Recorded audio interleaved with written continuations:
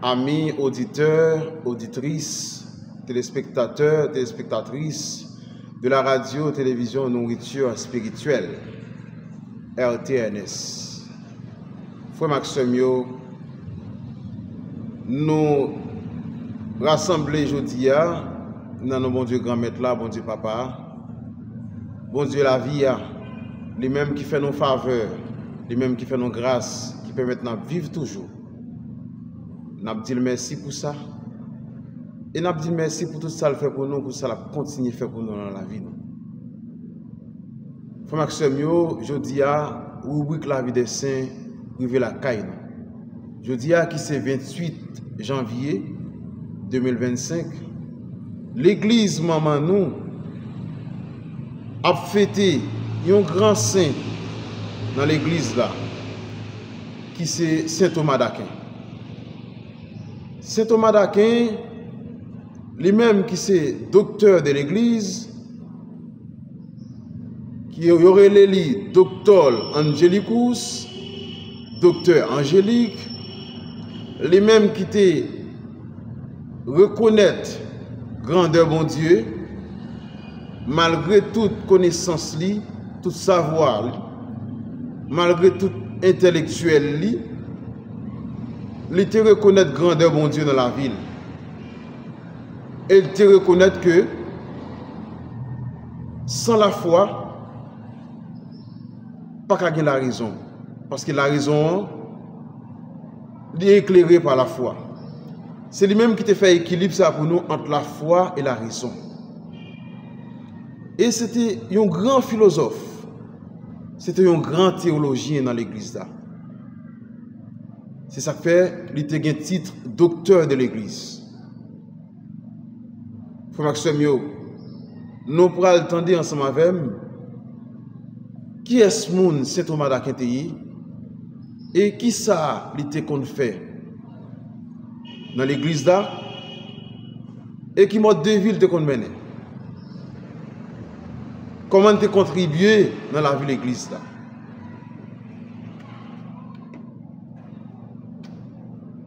Saint Thomas d'Aquin, prêtre dominicain, docteur de l'Église. Tommaso d'Aquino, né en 1225 dans une noble famille napolitaine. Élevé à l'abbaye bénédictine du Mont-Cassin, Thomas choisit cependant à 19 ans d'entrer chez les frères prêcheurs. Ce n'est guère du goût de sa famille qui le fait enlever et enfermer. L'ordre dominicain est un ordre mendiant, fondé quelques années plus tôt, et il n'avait pas bonne presse dans l'aristocratie. Au bout d'un an, Thomas peut enfin suivre sa vocation. On l'envoie à Paris pour y suivre les cours de la bouillonnante université. Il a comme professeur Saint-Albert le Grand.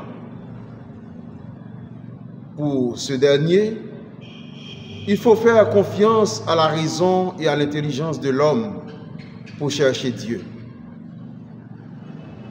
Le philosophe le plus approprié à cette recherche est Aristote.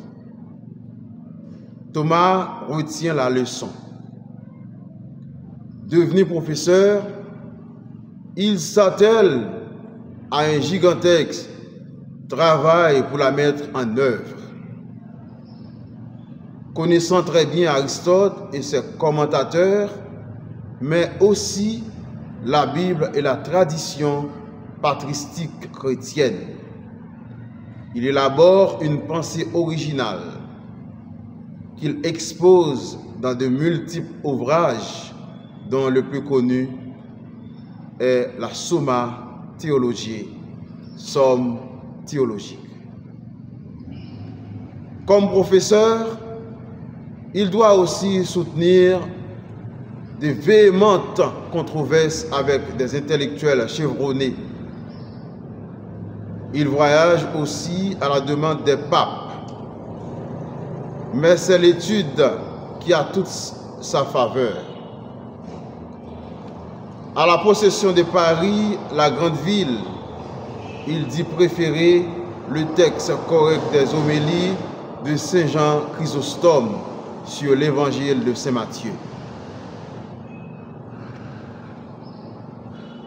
Il meurt sur la route qui le conduisait au Concile de Lyon le 7 mars 1274 dans la baie cistercienne de Fossa Nova dans la région du Latium. On célèbre sa mémoire au jour anniversaire du transfert de son corps au couvent des Dominicains de Toulouse, les Jacobins, en 1369. Il est le patron de l'enseignement catholique, avec Thomas Paul et 5 autres personnes.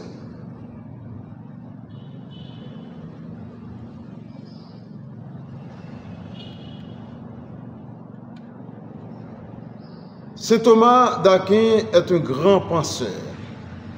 Il est à la fois philosophe et théologien. Deuxième siècle a su concilier la foi et la raison. Durant toute sa vie, il n'a poursuivi qu'un objectif, la recherche des dieux. De par son éducation et son enseignement, il a donc laissé une œuvre monumentale. Saint Thomas d'Aquin était un homme de grande culture. Il a donc puisé dans les œuvres des prédécesseurs, dans différentes cultures, dans différentes conceptions et pensées, pour en tirer son originalité, tout en créant du neuf. Dans la doctrine thomiste, il y a des pensées qui lui ont été préexistées. Il a abordé deux grandes questions extrêmement importantes dans l'existence humaine: la foi et la raison.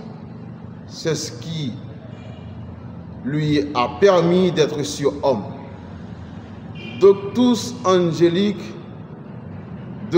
angélique, pour lui, la philosophie est la science naturelle. C'est rechercher l'essence de l'être tout en se servant de la raison et la théologie et la science des faits surnaturels.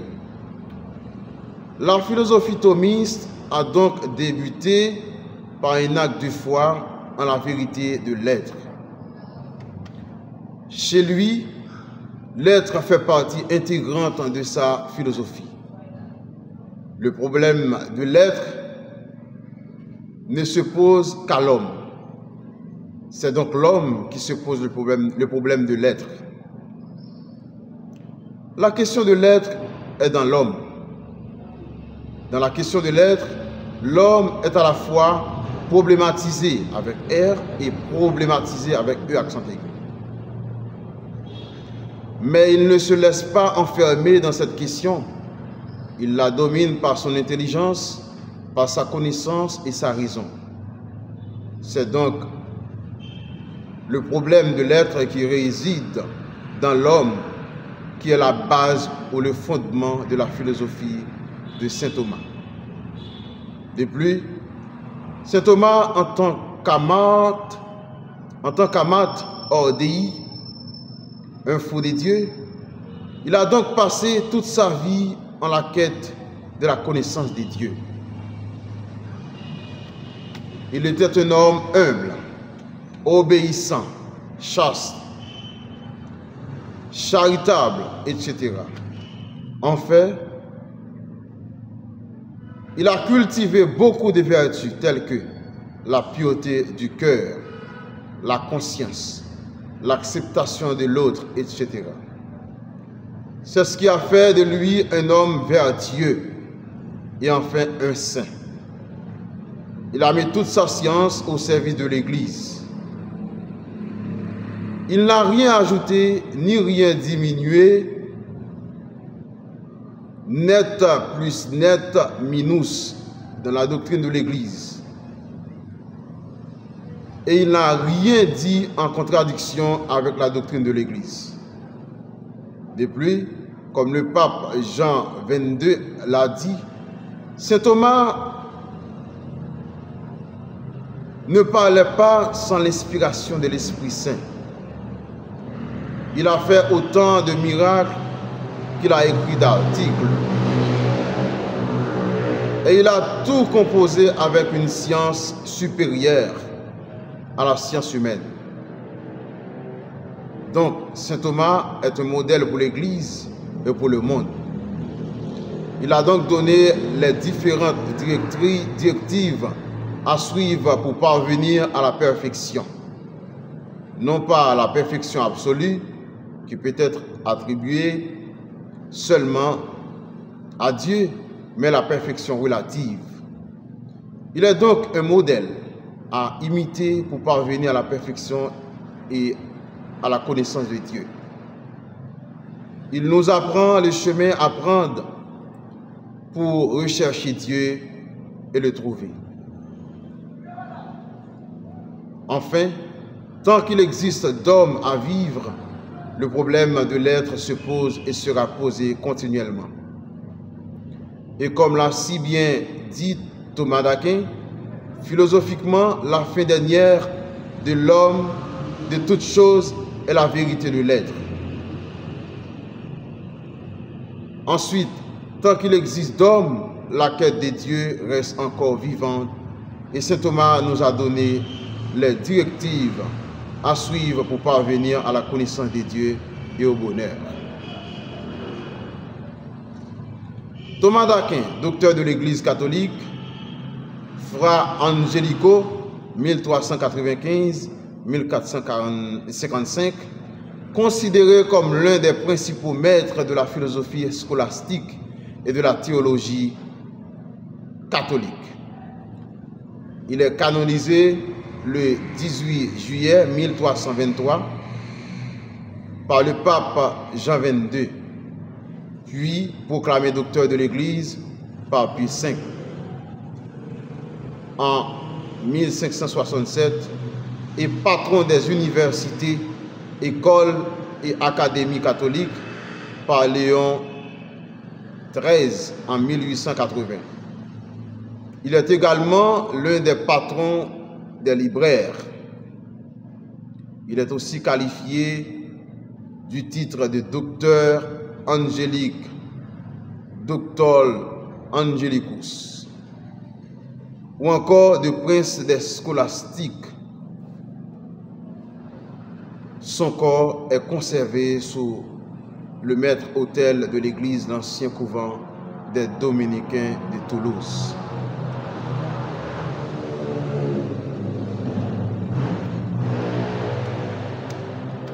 Prière à saint Thomas d'Aquin.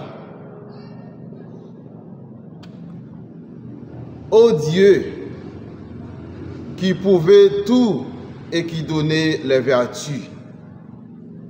Ô Dieu, qui pouvait tout, qui savait tout, qui n'avait ni commencement ni fin. Vous qui donnez les vertus, les conserver et les récompenser, daignez me stabiliser sur le sol ferme de la foi, me protéger de l'inexpugnable bouclier de l'espérance, me parer du vêtement nuptial de la charité.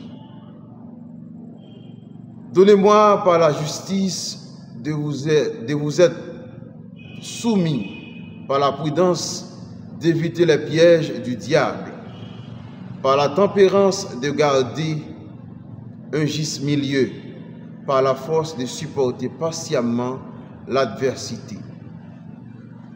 Donnez-moi de partager volontiers le bien que j'ai avec celui qui en manque le bien que je n'ai pas, de le demander humblement à qui en est pourvu. Le mal que j'ai fait, de l'avouer loyalement, le mal que je souffre, de le supporter avec égalité d'âme, le bien du prochain, de le regarder sans envie, vos bienfaits, de vous en rendre toujours grâce. Apprenez-moi à garder la règle de ma tenue, ma démarche de mes gestes, retenir sur mes lèvres toute parole vaine. Préservez mes pas de tout écart, empêcher mes yeux de divaguer, défendre mes oreilles des rumeurs, tenir le front humblement incliné, élever mon esprit vers le ciel, mépriser ce qui se passe, ne désirez que vous seul, dompter ma chair, purifier ma conscience, honorer les saints, vous louer dignement, progresser dans le bien et couronner mes bonnes actions par une sainte mort. Plantez en moi les vertus, Seigneur, en sorte que je sois dévoué aux choses divines, prévoyant dans les choses humaines et à charger à personne pour l'usage de mon corps. Donnez-moi, Seigneur, la ferveur dans la contrition, l'intégrité dans la confession, la plénitude dans la satisfaction. Mettez de l'ordre au-dedans de moi par une bonne vie, afin que je fasse ce qui convient, ce qui sera profitable à moi comme mérite et aux autres comme exemple. Donnez-moi de ne jamais désirer des actions sans sagesse, ni me lasser des choses fastidieuses, afin qu'il ne m'arrive pas de désirer avant tout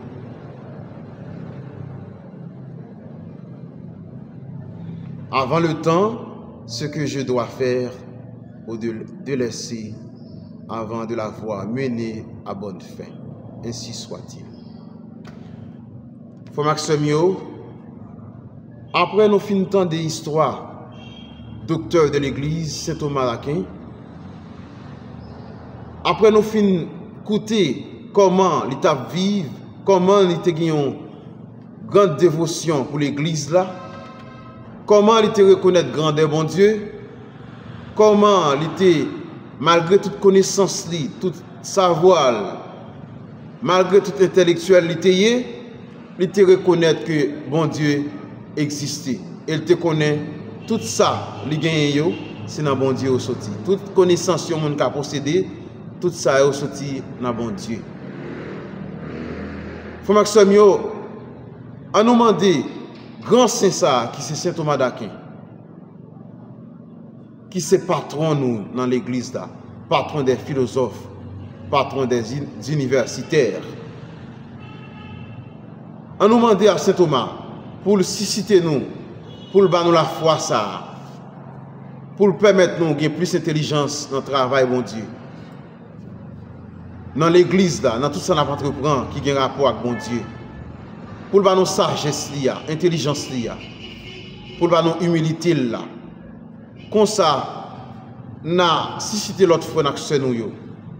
Entrer dans le travail grand maître là, obéir avec ça bon Dieu dit nous.